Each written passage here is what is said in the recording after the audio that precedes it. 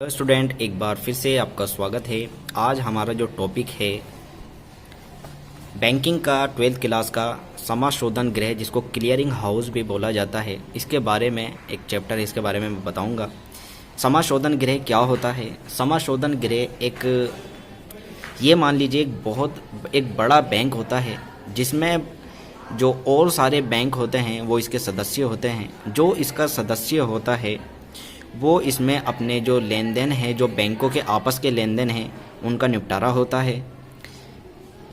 तो सीधी भाषा में अगर आप समझो तो जब आप किसी बैंक में चेक लगाते हैं और एक बैंक में चेक लगाते हैं किसी दूसरे बैंक का, और वो बैंक उसको एक्सेप्ट कर लेता है और उसका भुगतान करता है, तो इसी तरह अगर आपका अकाउंट SBI बैंक में है और वहाँ पर आप ICICI का चेक लगाते हैं या और किसी बैंक का चेक लगाते हैं या विनिमय विपत्र देते हैं, उसका लेन देन करते हैं, तो बैंक क्या करता है, इन चेकों को सबको सारों को इकट्ठा करके जिस भी बैंक का है सबको समाशोधन गृह में जमा करा देता है। समाशोधन गृह क्या करता है, उन सबको चेक का जो निपटारा है वहाँ पर होता है।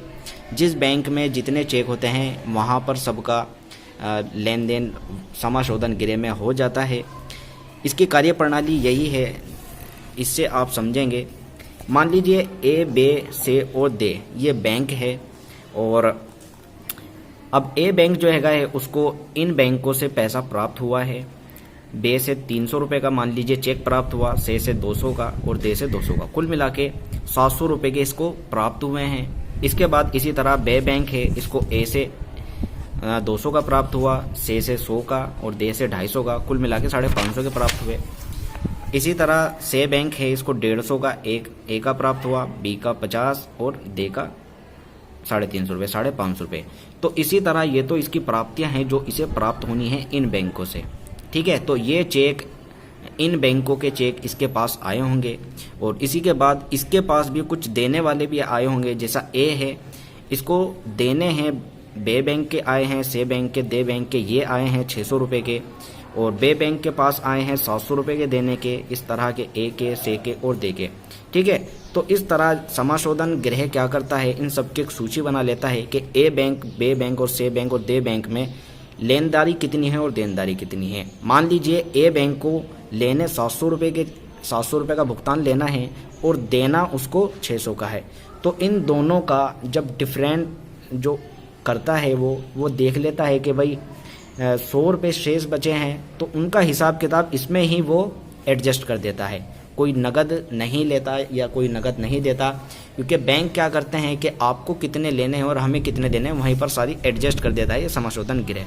तो इसी तरह इसके 550 के होंगे और देनदारी 700 की है, तो इसके ऊपर शेष रह गए हैं 150 रुपये। तो ये सारी चीज़ें समाशोधन गृह इनकी लेन देन का निपटारा कर देता है।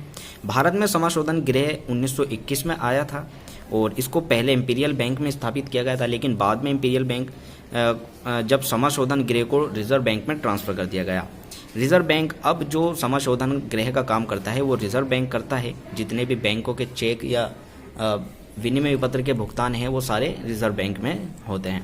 लाभ इसके क्या क्या हैं? सामूहिक रूप से हिसाब किताब होता है, सब अपना मिल के हिसाब किताब कर लेते हैं। भुगतान प्राप्ति में शीघ्रता हो जाती है, नगद कोई भुगतान नहीं होता। जैसे किसी बैंक के ज़्यादा निकल रहे हैं, किसी बैंक के कम निकल रहे हैं, तो उनमें नगद नहीं होता, आपस में एडजस्ट कर लिया जाता है। नगद कोष में कमी आ जाती है, मुद्रा का प्रयोग में मितव्ययिता होती है। गैर सदस्य भी इसको इस्तेमाल कर सकते हैं जो इसके सदस्य नहीं हैं, लेकिन उनको कुछ शुल्क देना होगा।